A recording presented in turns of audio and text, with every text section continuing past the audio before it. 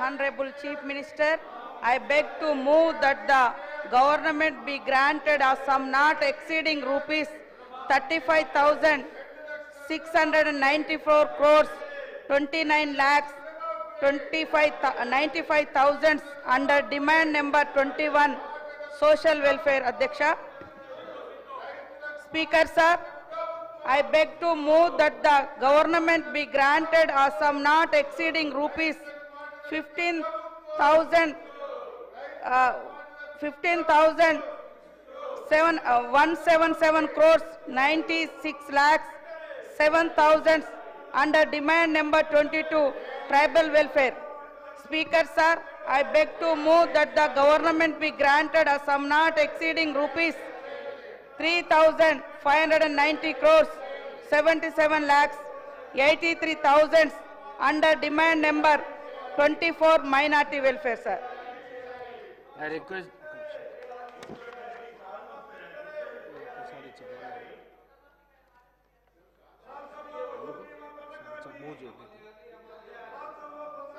request the Minister for Legislative Affairs to move the demand number 36 Industries and Commerce, demand number 39 Information Technology, Electronics and Communications. Minister Garu. Speaker sir, I beg to move the government be granted a sum not exceeding rupees 2,477 crores 19 lakhs 60,000 under demand number 36 Industries and Commerce. I request the Minister for Panchayat Raj to move the demand number 31 Panchayat Raj, demand number 32 Rural Development, demand number 25 Women Child Welfare, the Disabled Welfare. Minister Garu. Honorable Speaker sir, I beg to move that the government be granted a sum not exceeding rupees 10,333 crores 12 lakhs 96,000 under demand number 31 Panchayat Raj. Honorable Speaker sir, I beg to move that the government be granted a sum not exceeding rupees 13,741 crores 13 lakhs 43,000 under demand number 32 Rural Development.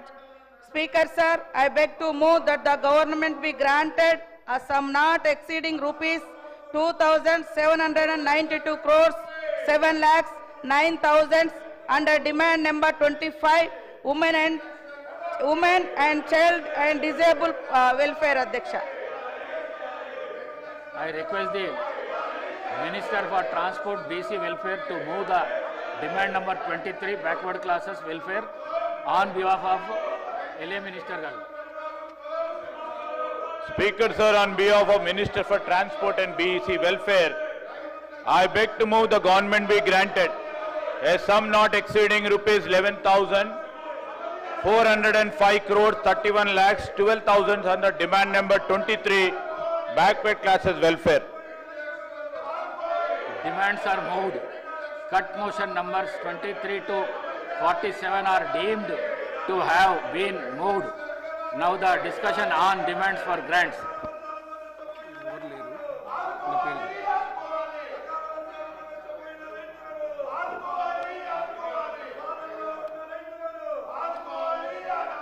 Sri KP Vivekananda Garu. KP Vivekananda Garu.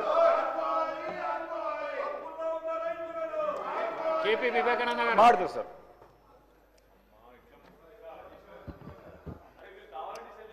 Adhyaksha, Municipal Administration and Urban Development, అదే విధంగా industries,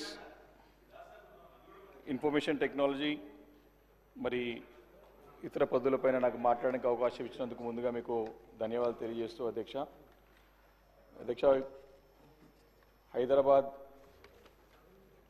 నగరం పైన గత 16 నెలలుగా ప్రభుత్వం యొక్క దృష్టి ఏ రకంగా ఉందో బడ్జెట్లో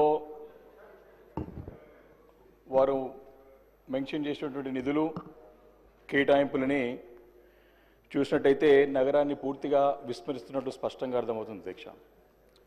అయితే విషయంలో పోయే ముందు మా బీఆర్ఎస్ పార్టీ తరఫున కూడా మరి రుణమాఫీ సంపూర్ణంగా చేయనందుకు మా నిరసన కూడా వ్యక్తం చేస్తూ చేయాలని చెప్పి కూడా బీఆర్ఎస్ పార్టీ రైతులతో పోరాటం చేస్తున్నట్టు అని చెప్పి కూడా నీ సభ ద్వారా ప్రభుత్వం దృష్టికి తీసుకొస్తూ అధ్యక్ష, అధ్యక్ష గత సంవత్సరము 10,000 కోట్లు హైదరాబాద్ నగరానికి ప్రత్యేకంగా కేటాయిస్తామని చెప్పినప్పుడు నగర ప్రజలతో పాటు ప్రజాప్రతినిధులందరూ కూడా చాలా సంతోషించారు అధ్యక్ష. కానీ వాస్తవాలు ఒక్కసారి చూసినట్టయితే మరి దీనిపైన స్పష్టత ఖచ్చితంగా ఈరోజు మంత్రి గారు మరి బాధ్యతలు చేపట్టేది ముఖ్యమంత్రి అయినా ఈరోజు దీనిపైన రిప్లై అంతా కూడా గౌరవ మంత్రివర్యులు శ్రీధర్ బాబు గారు ఇస్తారు కాబట్టి దీనిపైన స్పష్టత ఇవ్వాల్సినటువంటి బాధ్యత ఉందని చెప్పి తెలియజేస్తూ ఈ కొన్ని అంకెలు చెప్పే ప్రయత్నం చేసిన అధ్యక్ష మనంటూ కూడా సరి చేయొచ్చు. జిహెచ్ఎంసీకి గత బడ్జెట్లో 2,654 కోట్లు కేటాయిస్తే 200 crores అంటే 1,200 కోట్లు విడుదల చేశారు అధ్యక్ష. హెచ్ఎండిఏకు ఔటర్ రింగ్ రోడ్ రుణం కోసం 200 కోట్లతో పాటు అభివృద్ధి కార్యక్రమాల కోసం 500 కేటాయిస్తే దానికి నిధులు ఏమీ కూడా కేటాయించలేదు అధ్యక్ష. జలమండలికి 3,385 కోట్లు కేటాయిస్తే అందులో కేవలం రుణాల కోసమే 800 కోట్ల రూపాయలు విడుదల చేశారు. కానీ అభివృద్ధి పనులకు జలమండలికి ఆదుకునేందుకు ఏమి కూడా ఉపయోగపడలేదు అధ్యక్ష, రూపాయి కూడా రాలేదు. మెట్రో రైలుకు అధ్యక్ష మరి ముఖ్యమంత్రి గారు ఎంతో ప్రతిష్టాత్మకంగా ఖచ్చితంగా మేము ఎయిర్పోర్ట్ వరకు తీసుకెళ్తామని చెప్పి ఉన్న రూట్ని క్యాన్సిల్ చేసేసి ఉన్న పనులు రాయదుర్గం నుంచి ఎయిర్పోర్ట్కి నడిచేటువంటి మంచి రూట్ని క్యాన్సిల్ చేసేసి సరే ఓల్డ్ సిటీ నుండి తీసుకెళ్తే మేము అందరం కూడా ఆహ్వానించాం, కానీ ఇది క్యాన్సిల్ చేయొద్దని చెప్పి పదే ప్రాధాయపడ్డాం. ఇప్పుడు కూడా నేను కోరుతా ఉన్నాను మళ్ళీ రీఇనిషియేట్ చేయాలి. దానికి సంబంధించినటువంటి కేటాయింపులు ఒకసారి చూసినట్టయితే అధ్యక్ష 1,100 crores కేటాయిస్తే 300 లోపే ఇచ్చారు అధ్యక్ష. అదేవిధంగా మళ్ళీ ఈ హెచ్సిటీ ఐసిటీ పేరు మీద కూడా 2,650 crores కేటాయిస్తే అధ్యక్ష దాంట్లో కేవలం 902 crores మాత్రమే ఇచ్చారు అధ్యక్ష. మూసీ సుందరీకరణకు అని చెప్పేసి కూడా చూసాం అధ్యక్ష. హైదరాబాద్ నగరంలో ఏ రకమైనటువంటి హంగామా ఏ రకమైనటువంటి మరి చూసాం, సోషల్ మీడియా ద్వారా ప్రజల యొక్క రెస్పాన్స్ కూడా చూసాం. దానికి మూసీ సుందరీకరణకు అని చెప్పి 1,500 కోట్లు కేటాయిస్తే అధ్యక్ష మరి ఆ ప్రాజెక్ట్ ఆ మొత్తం ప్రాజెక్టుకు 80 కోట్లు మాత్రమే విడుదల చేసి మరి దాంట్లో నివసించే 170 మంది నిరుపేదల ఇళ్ళు మాత్రం కూల్చేయడంలో ఉత్సాహం చూపించింది ప్రభుత్వం తప్ప ఆ సుందరీకరణ పనులు మాత్రం ముందు తీసుకెళ్లడానికి శ్రద్ధ వహించలేదు అధ్యక్ష. ఇలా గత ఏడాది కేటాయించిన నిధుల్లో కేవలం 25% నిధులను మాత్రమే విడుదల చేసి మరి నగరంని పూర్తిగా విస్మరించినట్టు స్పష్టంగా ఈ యొక్క గణాంకాల ద్వారా అర్థమవుతుంది అధ్యక్ష గత బడ్జెట్లో. అయితే గొప్పలు చెప్పుకోవడానికి హడావుడి చేసింది ప్రభుత్వం తప్ప మరి దీన్ని పూర్తి చేయడానికి ఎక్కడ ప్రయత్నం చేయలేదు, పూర్తిగా విస్మరించింది అధ్యక్ష. ప్రభుత్వము మొదటి నుంచి కూడా 4th సిటీ అదేవిధంగా ఫ్యూచర్ సిటీ ఈ రకమైనటువంటి ఒక నామకరణంతో కొత్త నగరాన్ని సృష్టించే ప్రయత్నంలో భాగంగా ఉన్న నగరాన్ని జాతీయంగా అంతర్జాతీయంగా ఎంతో ప్రఖ్యాతి మరి ఎంతో ఇమేజ్ ఉన్నటువంటి సిటీని పూర్తిగా విస్మరిస్తున్నట్టు స్పష్టంగా అర్థమవుతుంది అధ్యక్ష. అయితే ఈ యొక్క హైదరాబాద్ నగరం పైన ఒక విజన్ అంటూ ప్రభుత్వానికి ఉండాల్సిన అవసరం బాధ్యత ఉంది. అది కూడా దీనిపైన సంపూర్ణంగా అవగాహన పెంచుకోవాల్సిన అవసరం ఉన్నది. దీన్ని ఏ రకంగా ముందు తీసుకెళ్లాల్సిన అవసరం ఉందని చెప్పేసి నేను సందర్భంగా మనవి చేస్తున్నాను అధ్యక్ష. గత బడ్జెట్ గురించి నేను చెప్పాను అధ్యక్ష, దాదాపు 25% నిధులనే మరి కేటాయించి మిగతాది కూడా మరి ఇక్కడ కూడా ఖర్చులో కనపడలేదు. ఈ సంవత్సరం అధ్యక్ష జిహెచ్ఎంసీకి ఈసారి 7,582 crores గవర్నమెంట్ జిహెచ్ఎంసీ డిమాండ్ చేస్తే దాంట్లో 3,101 crores మాత్రమే కేటాయించి దాంట్లో 40%నే ఇస్తానికి ప్రభుత్వం ముందుకు వచ్చింది అధ్యక్ష. ఈ పైసలు మరి ఈ డబ్బులు ఎలా ఇస్తారో అనేది కూడా దీంట్లో స్పష్టత లేదు. హెచ్సిటీ కోసానికి 4,000 కోట్లు అడిగితే అధ్యక్ష 2,654 crores మాత్రమే ఇచ్చారు అధ్యక్ష. భూసేకరణకు 400 కోట్లు అడిగితే అధ్యక్ష ఇచ్చింది 18 కోట్లు మాత్రమే అధ్యక్ష, అంటే కేటాయించింది. అంటే ఇక్కడనే అసలు సంగతి అంటే సీరియస్నెస్ ప్రభుత్వం యొక్క కమిట్మెంట్ అనేది ఇక్కడనే అర్థమవుతుంది అధ్యక్ష. ఎందుకంటే పనులకు 2,654 కోట్లు కేటాయించారు కానీ భూసేకరణకు మాత్రం నిధులు కూడా సరిపోయేంటే 18 కోట్లు 400 కోట్లు అడితే 18 కోట్లు ఇచ్చారంటే భూసేకరణ కాదని చెప్పి స్పష్టంగా అర్థమవుతుంది అధ్యక్ష. అంటే మళ్ళొకసారి ఇది కేవలము కాగితాలకి మాత్రమే సాటిస్ఫాక్షన్ చేసే విధంగా క్షేత్రస్థాయిలో సాధ్యపడని విధంగా స్పష్టంగా అర్థమవుతుంది అధ్యక్ష. ఈ రకంగా ఎట్లా ముందుకు పోతారని ఖచ్చితంగా మంత్రి గారు తన సమాధానంలో చెప్పాల్సిందిగా నేను వారిని డిమాండ్ చేస్తున్నాను అధ్యక్ష. అధ్యక్ష, అదేవిధంగా జలమండలి మీద అధ్యక్ష ఇప్పటికే 1500 కోట్ల రుణం ఉంది అధ్యక్ష. గోదావరి 2-3 దశల కింద మరో 2250 crores భారం మోపనున్నారు. 8000 crores అడిగితే 3,385 crores మాత్రమే కేటాయించి పోయిన సంవత్సరం లాగానే మరి ఈ సంవత్సరం కూడా ముందుకు తీసుకెళ్లి అందులో కేవలం పోయినసారి కూడా సేమ్ ఇదే ఫిగర్ ఇచ్చారు అధ్యక్ష. కానీ దాంట్లో తిరిగి చెల్లింపు అంటే మా బ్యాంక్ రుణాలు కానీ దానికి కేటాయించి 800 crores తప్ప అభివృద్ధి పనులకు ఒక్క పైసా కూడా ఇవ్వలేదు అధ్యక్ష.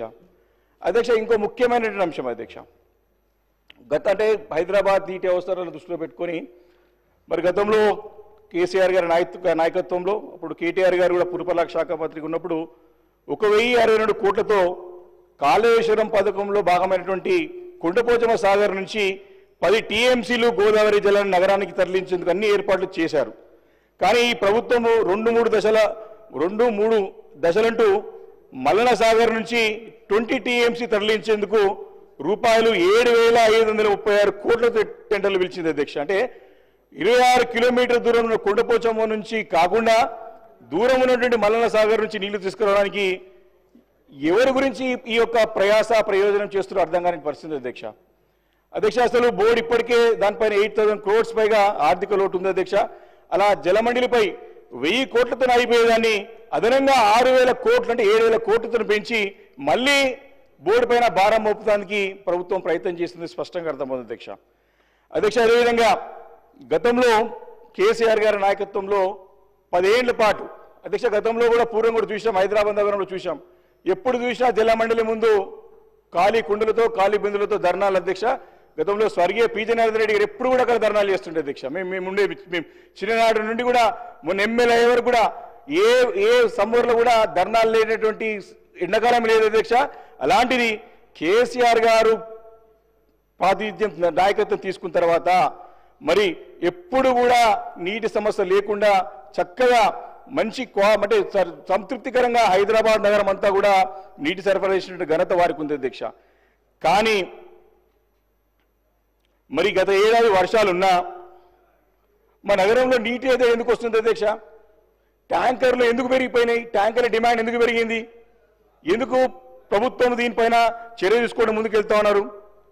గతంలో వారానికి 10 రోజులకు ఒకసారి నీళ్ళు వచ్చేటువంటి సందర్భాలు ఉండే, కానీ కేసీఆర్ గారి హయాంలో ఇక్కడ కూడా బాధ లేకుండా మరి దాని సమస్య పరిష్కరించి మరి ముందుకు వెళ్ళిన తరుణంలో ఈ సంవత్సరం మళ్ళీ పాత రోజులు గుర్తొచ్చే విధంగా కనపడుతోంది అధ్యక్ష. ప్రధానంగా ఈ యొక్క వ్యవస్థ నిర్వహణలో సక్రమంగా జరగట్లేదు అని స్పష్టంగా అర్థమవుతోంది. జలమండలి యొక్క వేసవి కార్యాచరణ